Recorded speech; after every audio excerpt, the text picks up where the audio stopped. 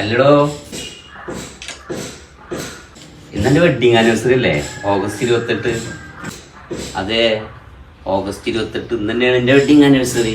അതിന് ഒന്നുമില്ല, ഞാനിന്ന് രാവിലെ നല്ലൊരു മന്തി കഴിക്കണം എന്ന് വിചാരിച്ചിങ്ങനെ നടക്കായിരുന്നു.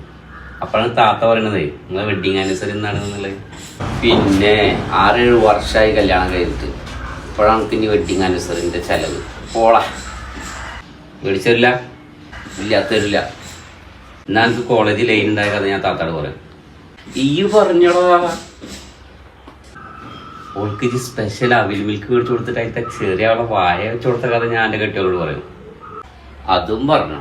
ഞാനേ അവിടെ എല്ലാം പറഞ്ഞിരുന്നു. ഓൾക്ക് ഉമ്മ കൊടുത്ത കഥ വരെ ഞാൻ പറഞ്ഞിരുന്നു. അങ്ങനെയാണ്. എന്നാൽ ഓൾ ഇപ്പോഴാണ് എനിക്ക് ഇൻസ്റ്റാഗ്രാമിൽ മെസ്സേജ് അയക്കണ ഇവരെ ഞാൻ താത്താട് പറയും. ഈ പറയൂ.